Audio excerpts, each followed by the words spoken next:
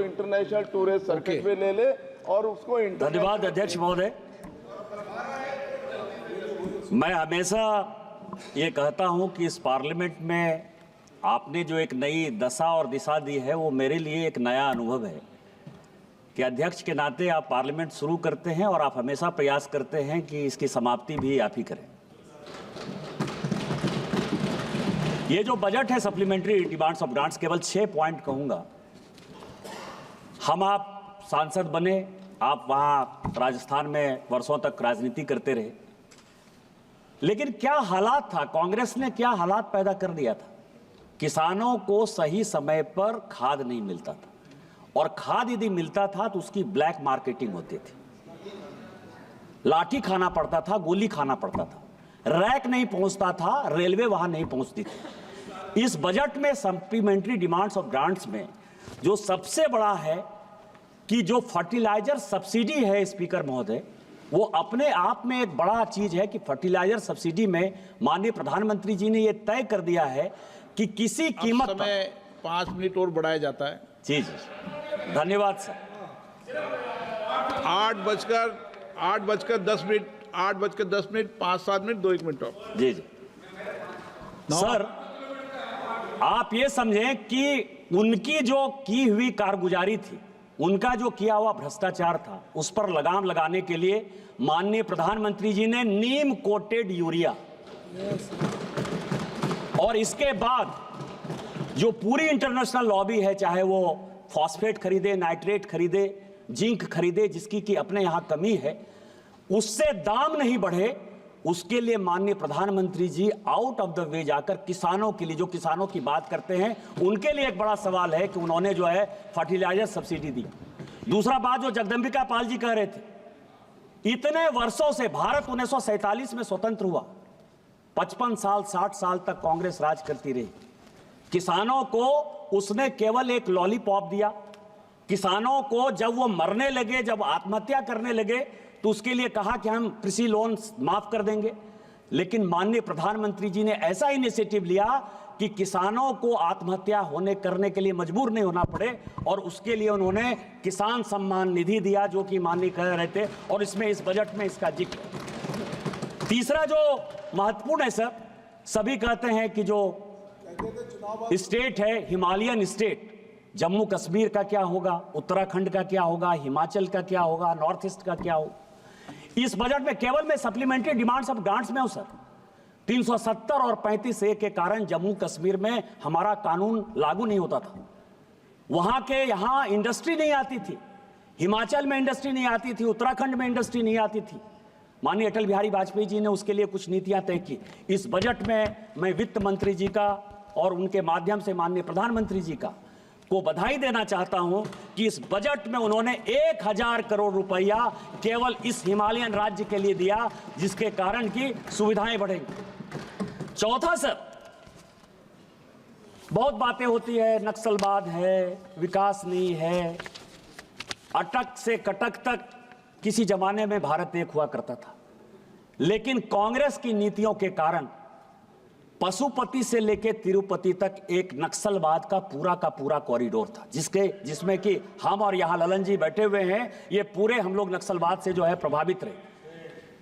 140 जिले ऐसे थे स्पीकर महोदय, जिसमें कि केवल और केवल नक्सलवाद था। दिन में भी लोग चल पाने की स्थिति में नहीं होते थे, ठेकेदार हो, बटेदार हो, इंफ्रास्ट्रक्चर हो, कुछ नहीं होता था। इस बजट में मैं माननीय गृह मंत्री जी को बधाई देना चाहता हूं कि 2019 के बाद जितने नक्सलवाद के जिले कम हुए, जितना पुलिस का मॉडर्नाइजेशन हुआ, जितना साइबर सिक्योरिटी में कमी आई, आज 140 जिले हार्डली जो है 25-30 बच गए हैं।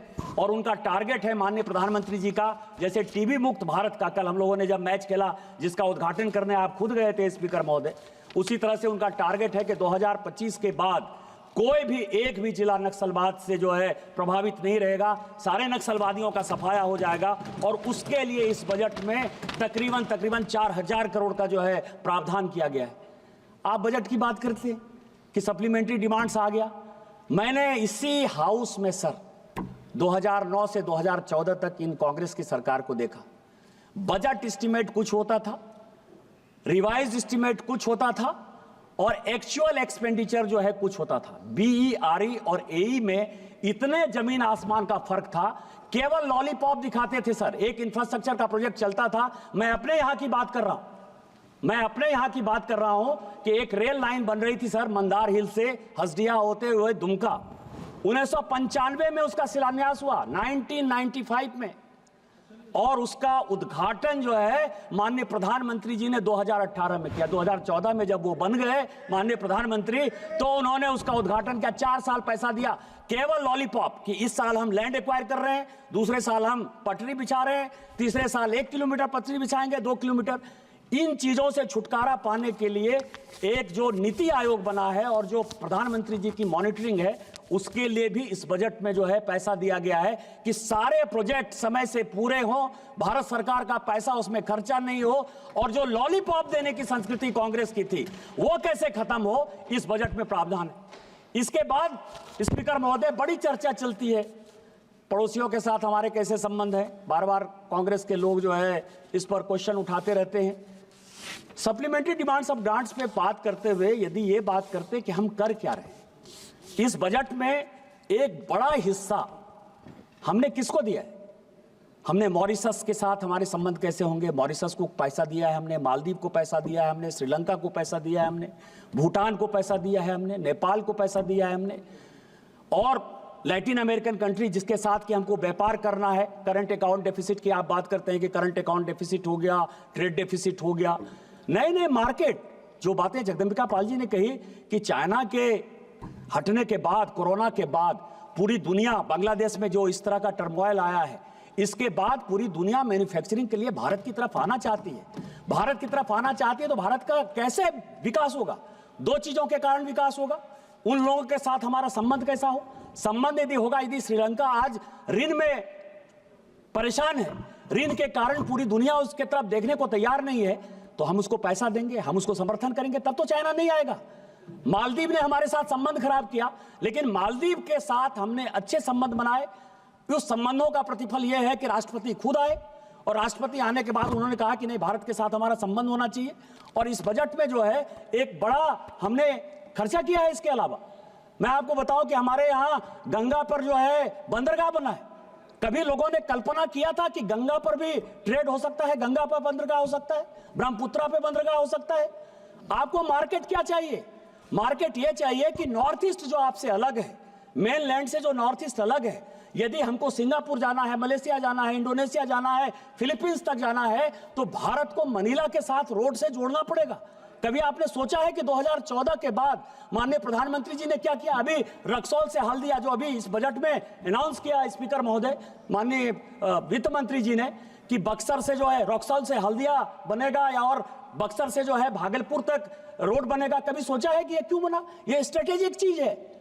रक्सौल से यदि हल्दिया बनेगा तो पोर्ट देंगे हम नेपाल को।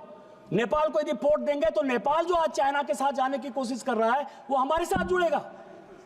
यदि हम नॉर्थ ईस्ट में आगे बढ़ के म्यांमार तक जो है 4 लेन का रोड बनाएंगे, तो ये पूरे रोड से, बस केवल 2 मिनट में समाप्त करूंगा, उसके लिए पैसा है।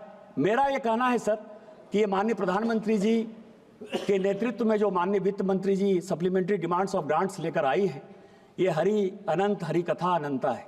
इसके बारे में जितना हम बात करेंगे उतना कम होगा। मैं बधाई और धन्यवाद देना चाहता हूं अपनी सरकार को, और मुझे गर्व है कि हम भारतीय जनता पार्टी के उस वक्त सदस्य हैं, उस वक्त हम सांसद हैं, जिस वक्त इस देश का नेतृत्व विकसित भारत को बनाने के लिए, 2047 का एक विकसित भारत बनाने के लिए माननीय मोदी जी कर रहे हैं।